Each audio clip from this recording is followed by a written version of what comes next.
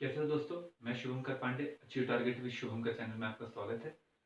Last जो geography का lecture पढ़े थे उसमें हमने प्लेट टेक्टोनिक के माध्यम से किस प्रकार से पर्वत और किस प्रकार से सुनामी आती है उसके बारे में हमने जानकारी एकत्रित की। अब दिमाग में ये आता है कि सर ये प्लेट बनी कैसे? तो प्लेटों के बनने के विषय में या फिर परिवर्तन के समय में वर्तमान में कैसा परिवर्तन हुआ और पूर्व में कैसी पृथ्वी थी, इसके बारे में समय समय पर कई सारे सिद्धांत दिए गए, जैसे टेलर के द्वारा दिए गए, परंतु वो मान्य नहीं रहा। पर एक प्रमुख व्यक्ति है जिसने पृथ्वी की पूर्व की स्थिति के विषय में जानकारी एकत्रित करने की कोशिश की और वो सिद्धांत कहलाया महाद्वीपीय विस्थापन का सिद्धांत। और जिसने ये सिद्धांत दिया उसका नाम था वैगनर साहब। वैगनर साहब ने महाद्वीपीय विस्थापन का सिद्धांत दिया और पृथ्वी के विषय में उन्होंने एक अवधारणा रखी कि भैया पृथ्वी जो है उसका जो स्थलीय भाग है, जो स्थलीय भाग उनको उन्होंने पैंजिया के नाम से पुकारा और जो जलीय भाग था उसको पैंथलासा के नाम से उन्होंने पुकारा। जो पैंजिया था, जो स्थलीय भाग था, इस स्थलीय भाग को उन्होंने उत्तरी और दक्षिण के रूप में भी बांटा। उत्तरी भाग को उन्होंने अंगारा लैंड और दक्षिणी भाग को उन्होंने गोंडवाना लैंड के नाम से जाना। इस पूरे जलीय भाग में जो जलीय भाग पैंजिया में अंगारा लैंड और गोंडवाना लैंड के मध्य में था, उसे उन्होंने एक सागर का नाम दिया। वो सागर का नाम था तेथिस सागर। अब ये तेथिस सागर जो है उसका अवशेष भूमध्य सागर है, लगातार संकुचित हो रहा है। तो इस पृथ्वी पर होने वाले निरंतर परिवर्तन के विषय में बताने की कोशिश की वैगनर साहब ने। अब वैगनर साहब ने जब बताने की कोशिश की तो उन्होंने ज्योग्राफिकल टाइम स्केल का प्रयोग किया और ज्योग्राफिकल टाइम स्केल का प्रयोग करके समय समय पर क्या क्या पृथ्वी पर परिवर्तन हुए उन्होंने उसके बारे में बताया और तर्क भी रखे। जब उनके द्वारा बताया गया और तर्क भी रखे गए तो अब हमें ये जरूरी हो जाता है कि भैया हमें वैगनर का महाद्वीपीय विस्थापन का जो सिद्धांत है उसे पढ़ने से पहले हमें पृथ्वी पर जो समय अवधि रही और उस समय अवधि के द्वारा क्या क्या परिवर्तन हो उसके बारे में हमें जानकारी एकत्र कर लेना चाहिए। तो जिस प्रकार से समय रहता है कि हम 1 घंटा हुआ, 5 मिनट हुए, 10 सेकंड हुए, यह हम हमारे दैनिक जीवन में हम समय अवधि को मानते हैं। पर ज्योग्राफिकल समय अवधि में सबसे जो बड़ा माना जाता है उसे कहा जाता है कल्प। फिर बाद में आता है युग, आया समझ में? और युग के बाद में आता है पीरियड और उसके बाद में आता है इपोज। इसी को ही कहा जाता है कल्प। सबसे बड़ी माना गया, उसी में युग को और फिर उसी में पीरियड को। तो कल्प आपको मुख्य रूप से 4 दिखाई देंगे। पहला लिखिए अजोइक, पैलियोजोइक, फिर लिखिए आगे लिखते चलिए पैलियोजोइक के बाद में मेसोजोइक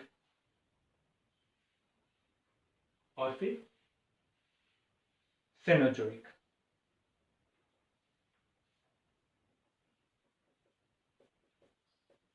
और जोइक। युग में प्राथमिक युग, द्वितीयक, तृतीयक और चतुर्थ, अजोइक, पैलियोजोइक, मेसोजोइक, सिनोजोइक।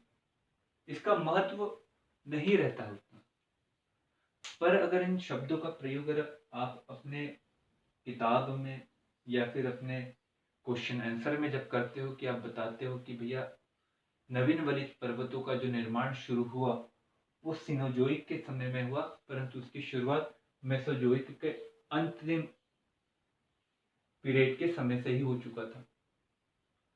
जब आप ऐसे शब्दों का प्रयोग करते हो तो कहीं ना कहीं आपका उत्तर बहुत अधिक प्रभावशाली बन जाता है। तो इस अजोइक में हमें दो पीरियड दिखाई देंगे।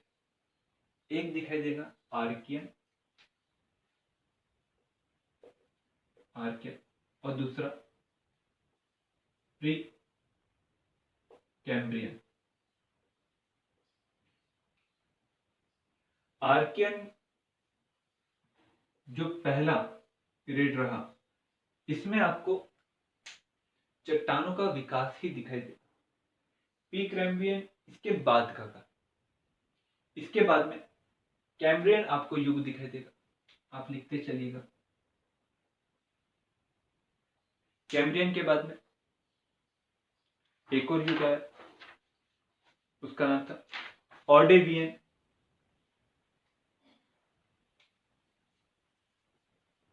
ऑर्डेवियन।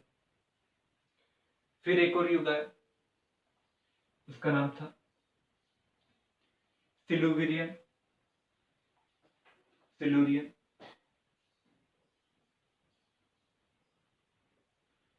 फिर एक और युग आया, सॉरी पीरियड आया, जिसका नाम था डिवोवियन।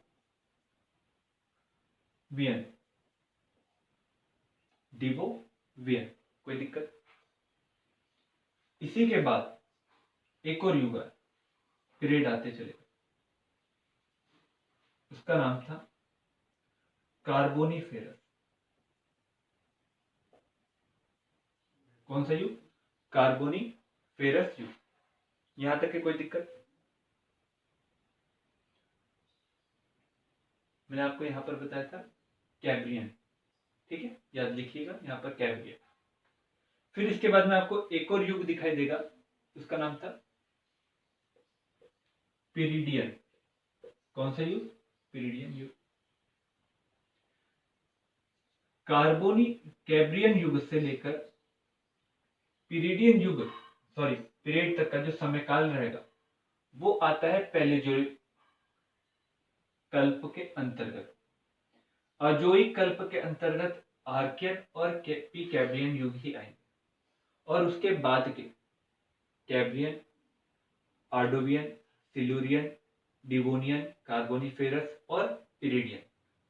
इस युग में आपकी खास विशेषता यह रही कि इसमें समुद्र का पहली बार निर्माण भी हुआ, घास वगैरह भी दिखाई देंगी, और समुद्र के निर्माण के साथ में आपको ज्वालामुखी और पर्वतों का विकास भी दिखाई देगा। इस समय में आपको बहुत पुराने पुराने पर्वत, लाइक अगर आपको हम बताएं तो अलावरी पर्वत, स्कैंडिनेवियन पर्वत, अल्पेशियन पर्वत, इनका निर्माण आपको पैलेजोइक युग में, कल्प में, और कैम्ब्रियन से लेकर आपको पीरिडियन तक के दिखाई देगा। इसी के बाद में मेसोजोइक कल्प के अंतर्गत आपको फिर कई सारे पीरियड्स दिखाई देंगे, जिसमें से एक पहला पीरियड आप लिख लीजिए, ट्रायसिक युग, जो किसके अंदर आएगा? मेसोजोइक के अंतर्गत। तो आप लिखे ट्रायसिक युग। इसे ट्रायसिक युग से लेकर आगे के और दो युग पीरियड, उसमें आपको पृथ्वी पर बहुत हलचल दिखाई देगी। तो मेसोजोइक में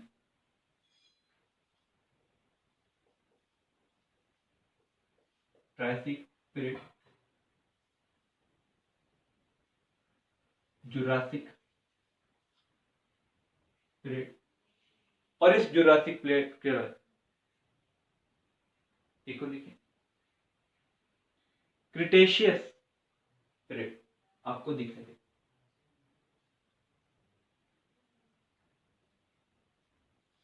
क्रिटेशियस पीरियड। इस पीरियड में आपको खास विशेषता ये रही, जो महासागर का संकुचन शुरू हो चुका था, वो महासागर का फिर से फैलाव दिखाई देगा, और साथ में जो जीव भारी भरकम थे, डायनासोर थे, उनका इसके बाद में मरण दिखाई देगा, और साथ में जो जीव स्थल पर नहीं रह सकते थे, वे जीव इस युग में आकर, इस कल्प में आकर वो अब जलचर प्राणी बनते दिखाई देंगे। साथ में आपको हवा में उड़ने वाले कई सारे जीवों का भी विकास दिखाई देगा। कौन से युग में? मेसोजोइक युग, कल्प में ट्रियासिक, जुरासिक और क्रिटेशियस युग में दिखाई देगा। इसी के बाद में आपको जो लास्ट जो युग रहा, जिसका नाम था अजोइक, सेनोजोइक सॉरी, उसमें आपको फिर से पीरियड दिखाई देंगे, और इसमें आपको सबसे पहला पीरियड जो रहेगा उसे कहा जाएगा इयोसीन। कौन सा सीन? इयोसीन।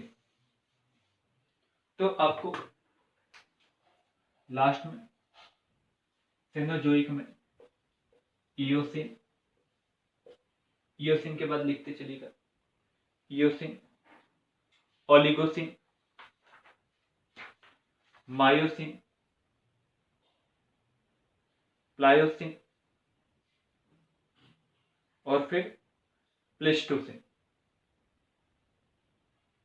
ये आपको 5 दिखाई देंगे पीरियड।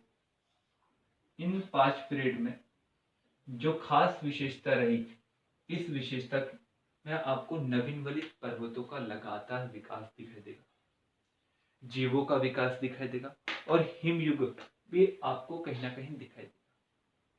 और हिमयुग का इसके बाद में धीरे धीरे धीरे समापन होगा, और जब समापन होगा तो आपको इसी युग के अंतर्गत जो पीरियड आ रहे, इयोसीन, ओलिगोसीन, मायोसीन, फिर प्लायोसीन और प्लेस्टोसीन, इस युग में आपको मानव का भी विकास दिखाई देगा। जो वर्तमान का होमोसेपियंस है वो भी दिखाई देगा। जलवायु धीरे धीरे गर्म होते हुए दिखाई देगी, और गर्म होने के साथ में आपको जो विविधता है, इन्वायरमेंट की विविधता है, प्राकृतिक विविधता है, उसका भी फैलाव आपको दिखाई देगा। और जब दिखाई देगा तो वर्तमान युग भी आपको समझ में आएगा। मतलब आपने ज्योग्राफिकल टाइम स्केल को थोड़ा सा पढ़ने की कोशिश की। मेरा उद्देश्य ये नहीं था कि आपको मैं समझाऊं, बस ये था कि आप लोग, कोई ज्योग्राफिकल टाइम स्केल होती है जिसमें एक कल्प रहता है, कल्प के अंतर युग आता है, फिर आता है पीरियड। कल्प सबसे बड़ा रहता है, जिसमें आपको अजोइक, पैलियोजोइक, मेसोजोइक और सेनोजोइक दिखाई देगा। फिर बाद में जब युग आएंगे तो युग में आपको प्राथमिक, द्वितीयक, तृतीयक और चतुर्थ युग दिखाई देंगे। और साथ में जब आप पीरियड में आओगे तो आपको आर्किनियन, फिर बाद में प्रोकैम्ब्रियन, फिर बाद में आपको कैम्ब्रियन, फिर आपको लगातार पीरियड दिखाई देगी, जिसमें प्रमुख पीरियड आपको अगर बताए, कार्बोनिफेरस युग, पीरियडियन युग, जुरासिक युग, जुरासिक युग के बाद में इयोसिन, इयोसिन के बाद मायोसिन, प्लायोसिन और प्लेस्टोसिन। ये प्रमुख युग है, क्योंकि इस समय में हलचल और पृथ्वी पर कई सारे परिवर्तन होते हैं, और कई सारे परिवर्तन होते रहे तो उन युगों का महत्व हमारे लिए बढ़ जाता है। और इसी युगों को रेफरेंस के रूप में लेने की कोशिश की वैगनर के द्वारा अपने महाद्वीपीय विस्थापन के सिद्धांत में। तो महाद्वीपीय विस्थापन का सिद्धांत हमें पढ़ना है, और महाद्वीपीय विस्थापन के सिद्धांत में क्या क्या बातें बोली गई, इन उन बातों को हमें क्या करना है, नोट डाउन करते चलना है। तो महाद्वीपीय विस्थापन का सिद्धांत लिखिए।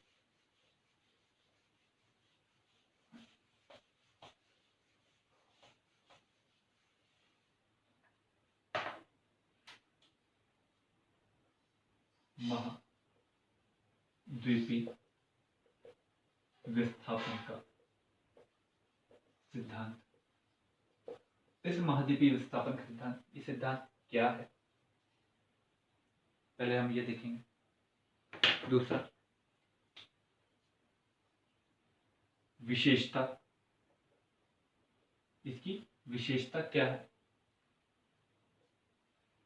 ठीक है। दूसरा, तर्क क्या दिए इसने इस विस्थापन को, सिद्धांत को पूर्ण करने में, और महत्व क्यों है, महाद्वीपीय विस्थापन का सिद्धांत क्या है, विशेषता क्या है, तर्क क्या क्या दिए और महत्व क्यों है। महाद्वीपीय विस्थापन का सिद्धांत मतलब पृथ्वी के पूर्व के विषय में, वर्तमान से पूर्व के विषय में क्या क्या परिवर्तन है उसके विषय में जानकारी एकत्रित करनी थी। और इसके विषय में कई सारे सिद्धांत कई सारे लोगों के द्वारा दिए गए, जिसमें वैगनर साहब थे और वैगनर साहब के द्वारा महाद्वीपीय विस्थापन का सिद्धांत दिया गया। इस सिद्धांत का महत्व इसलिए था क्योंकि वैगनर साहब जो थे, वो वैगनर साहब भूगोलवेत्ता नहीं थे, वो मौसम वैज्ञानिक थे। और मौसम वैज्ञानिक थे तो वो पृथ्वी पर वर्तमान में जो मौसम है, वो वर्तमान के मौसम के साथ में अतीत में जो मौसम था उसके विषय में अध्ययन करना चाहते थे कि वर्तमान में जो मौसम बना उसके पीछे के युग में कुछ ना कुछ कारण होंगे। तो उन्हें पीछे के युग के कारणों का अध्ययन करने के दौरान उन्होंने देखा कि भैया पृथ्वी पर जो वर्तमान में कंडीशन है, वो वर्तमान में कंडीशन कहीं ना कहीं जलवायु परिवर्तन के कारण आई होगी, या कहीं ना कहीं जो वर्तमान में स्थलीय भाग है वो एक जगह से दूसरी जगह खिसके होंगे। उन्होंने दो चीज बताई, एक जलवायु परिवर्तन के कारण बताया होगा, दूसरा जो वर्तमान में, जैसे कि वर्तमान में उत्तरी अमेरिका है, वर्तमान में दक्षिणी अमेरिका है, अफ्रीका है या भारत है, ये जो वर्तमान में अवस्थित है, पर यहाँ पर जो पाए जाने वाले खनिज संसाधन है, यहाँ पर जो पाए जाने वाली जलवायु है, वे जलवायु पूर्व की तुलना में हमें अलग दिखाई देती। तो इसीलिए उनके द्वारा एक सिद्धांत दिया गया कि भैया कि महाद्वीपों का विस्थापन हुआ होगा।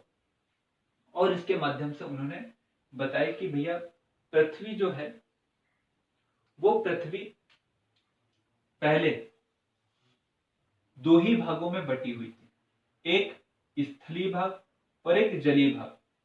और स्थलीय भाग जो था वो एकीकृत था, और इस एकीकृत भाग को कहा गया पैंजिया। क्या कहा गया? पैंजिया। और जो जलीय भाग था उसे कहा गया पैंथालासा। ठीक है, उनके द्वारा कहा गया। दूसरा उन्होंने कहा कि जो इसका जो उत्तरी भाग है उसको अंगारा लैंड नाम दिया, और जो दक्षिणी भाग था उसे नाम दिया गोंडवाना लैंड, और बीच में जो अवस्थित था उसे कहा दिया तैथिस सागर। कोई दिक्कत? और इन्होंने कहा कि भैया ये सब जो था ये प्री कैब्रियन युग के पहले ये कंडीशन थी, पर धीरे धीरे धीरे पृथ्वी का अपने अक्ष पर घूमने, रोटेशन, घूमने, और सूर्य और चंद्रमा के गुरुत्वाकर्षण बल के कारण इस महाद्वीपीय हिस्से में लगातार टूटन आती चली गई। और जब टूटन आई तो टूटन आना शुरू हुआ कार्बोनिफेरस युग से, और फिर कार्बोनिफेरस युग के बाद में पेंजिया का जो उत्तरी भाग था जिसे कहा गया अंगारा लैंड, वो उत्तर की ओर जाने लगा, और जो दक्षिणी भाग था वो भी उसके पीछे उत्तर की ओर जाने लगा, परंतु उसकी जो गति थी वो धीमी थी। ये युग आगे बढ़ते चले गए, और जब जुरासिक युग आया तो जुरासिक युग आने के बाद में गोंडवाना लैंड का फिर टूटन हुआ, और गोंडवाना लैंड का जब टूटन हुआ तो इस टूटन के माध्यम से अफ्रीका से अलग हुआ दक्षिण अमेरिका, और अफ्रीका से अलग हुआ भारत, और धीरे धीरे उत्तर की ओर बढ़ने लगा। और इसके माध्यम से उसने बताने की कोशिश की कि भैया किस प्रकार से पूर्व में परिवर्तन आए। उसका तर्क ये सब क्यों था? क्योंकि उसने पूरे पृथ्वी के विषय में अध्ययन किया। मैं आपको पढ़ा नहीं रहा हूं, पढ़ाऊंगा मैं नेक्स्ट लेक्चर में, पर उसका जो तर्क था वो तर्क कहाँ से निकल कर आया? वो तर्क वहां से निकल कर आया जब उसने पृथ्वी पर पाए जाने वाले विभिन्न खनिजों का अध्ययन किया, जो वहां पर है पर वर्तमान युग में वहां पर नहीं होना चाहिए। जैसे कोयला है, ये कोयला वहां पर होना चाहिए जहां सर्वाधिक मात्रा में वर्षा होती है, तो पेड़ पौधे बनते हैं और उनका क्या होता है वहीं पर सड़न, और सड़न हो जाने के बाद में वो कार्बन के रूप में बनते हैं, और कार्बन जब बहुत ज्यादा दबता है तो कोयला बनता है, और इसके लिए गर्मी भी अधिक आवश्यकता है। तो ये सब कहाँ पर होना चाहिए? भूमध्य रेखा पर। और वर्तमान में कोयला की अधिकतम मात्रा कहाँ पर है? उत्तरी अमेरिका, यूरोप, रशिया के क्षेत्र में। तो उसने यहाँ पर तर्क देने की बात की, और इन तर्कों के आधार पर कहीं ना कहीं बताया गया कि भैया ये वर्तमान में जो महाद्वीप है, ये वर्तमान में महाद्वीप चलायमान है, आज भी ये महाद्वीप चल रहे हैं। इन सब के बारे में जानकारी देने की कोशिश की। तो मेरी इच्छा केवल ये थी कि आप उस ज्योग्राफिकल टाइम स्केल को एक बार पढ़ ले, ताकि हम नेक्स्ट लेक्चर में पूरे के पूरे वैगनर के महाद्वीपीय विस्थापन सिद्धांत को अच्छे से कवर कर सके। तो मेरा उद्देश्य केवल ये था कि आपको विशेषता बताते हुए मैं आपको उस ज्योग्राफिकल टाइम स्केल का महत्व बता दूं। तो आप उस ज्योग्राफिकल टाइम स्केल के महत्व को थोड़ा समझिए। आप अजोइक से लेकर सेनोजोइक तक के पूरे कल्प के बारे में पढ़िए, कितने युग हुए, पीरियड कितने हुए, उन 16 पीरियडों को आप देखिए, आपको हर जगह पर उसका महत्व समझ में आएगा। तो आप जब ये सब पढ़ लेंगे तो आपको कहीं ना कहीं महाद्वीपीय विस्थापन का सिद्धांत जो नेक्स्ट लेक्चर में आने वाला है वो आपको अच्छे से समझ में आएगा। ठीक है, थैंक यू।